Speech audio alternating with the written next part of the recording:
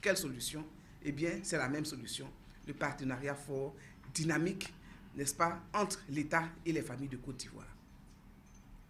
L'État a fait de nombreux efforts en matière sécuritaire. Vous avez, n'est-ce pas, les chiffres en matière d'amélioration de l'édit sécuritaire.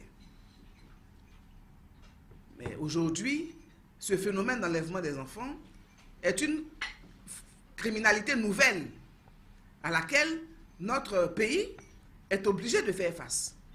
Ce n'est pas, quand on parle de criminalité nouvelle, c'est vu le nombre important, pour ma part, et inacceptable d'enfants victimes donc, de ce phénomène.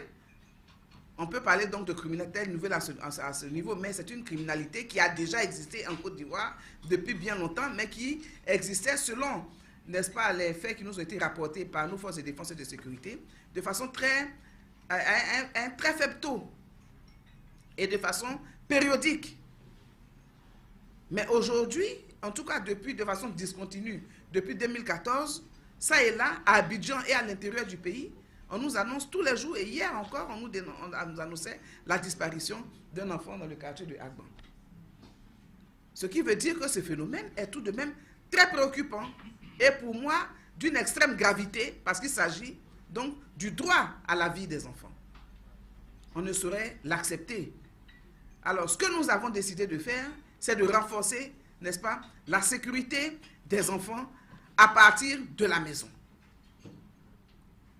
En son temps, notre pays était un havre de paix.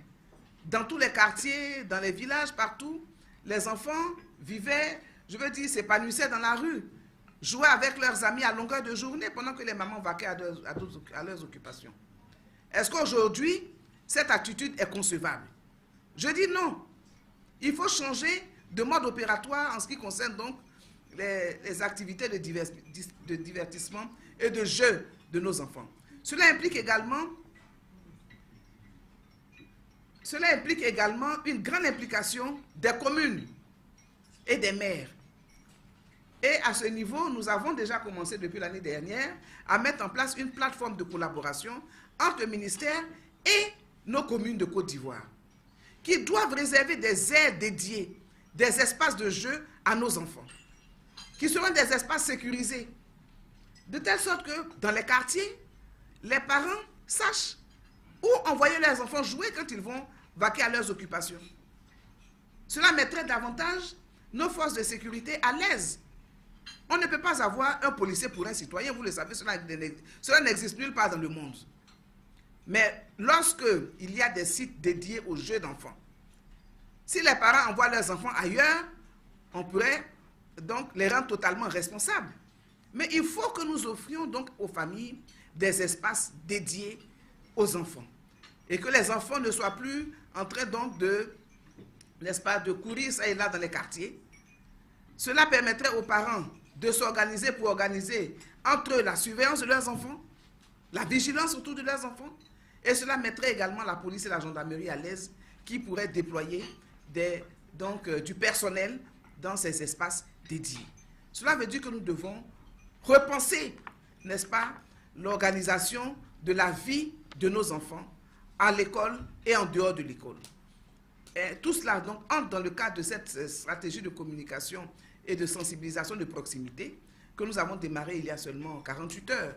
Mais vous verrez que de jour en jour, les choses seront beaucoup plus précises et de jour en jour, les parents seront emmenés eux-mêmes, n'est-ce pas, à participer à cette sensibilisation, à ce changement, en vue de ce changement de comportement. Et je pense que de cette manière, on pourrait déjà mieux organiser la protection de nos enfants. Mais à côté de cela, il y a un problème réel. Quelle est la cible? Ou je devrais dire, quels sont les auteurs de ces agissements? Quand on regarde encore, ce sont encore nos enfants, puisqu'il s'agit de nos grands-enfants. Et ces enfants, ceux qui ont déjà été interpellés ou qui sont d'une manière ou d'une autre impliqués dans ce phénomène, sont bien les petits Ivoiriens. Ce sont nos jeunes. Et selon les informations que nous avons reçues également, le plus jeune, en tout cas, a 15 ans et élève en classe de 3e. Le plus âgé, en tout cas, selon les informations qui m'ont été données, à 25 ans. Ce sont encore nos enfants, d'où la problématique de l'encadrement et de l'éducation des enfants. Quel type de parents sommes-nous pour nos enfants? Pourquoi produisons-nous de tels enfants? Si tant est que ces enfants qui s'adonnent à ce genre de pratique, n'est-ce pas, courent après l'enrichissement rapide. Mais pourquoi diantre ces enfants du jour au lendemain n'ont pas conscience que c'est par le travail qu'on peut devenir riche ou réaliser son projet de vie, mais plutôt que c'est par le sang de l'autre, en tuant l'autre avec son sang ou autre organe, je ne sais pas, de quelque nature que ce soit, qu'on peut devenir riche. Cela pose un problème donc de la moralisation de la vie en société et aussi de l'éducation de nos enfants. Quel type de parents sommes-nous? Quelle image projetons-nous de nous à nos enfants? Quelle image? Est-ce que c'est ce que le parent montre à son enfant? Ou bien le parent lui-même est complice de son enfant? Tout cela mérite donc des enquêtes approfondies et je voudrais me permettre de saisir cette opportunité pour dire qu'il vous appartient de soutenir l'État et d'accompagner l'État dans sa volonté de vouloir faire la lumière sur ces questions-là.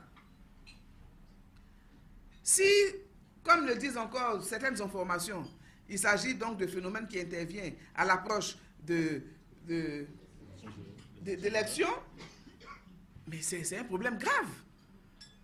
Si pour devenir président de la République ou bien maire, député ou autre, vous avez besoin du sang de l'autre, mais vos populations sont en danger, donc vous ne méritez pas d'être élu par les populations. Je crois qu'il faut vraiment que vous nous aidiez. Je voudrais donc saisir cette opportunité pour demander à la presse de nous aider. Vous avez des journalistes, vous êtes des journalistes pour la plupart d'investigation. Et vous pouvez aider, je pense, à démanteler ces réseaux de crimes, du sang, de ces réseaux de crimes ou de vente de sang d'enfants ou d'organes d'enfants. C'est inacceptable.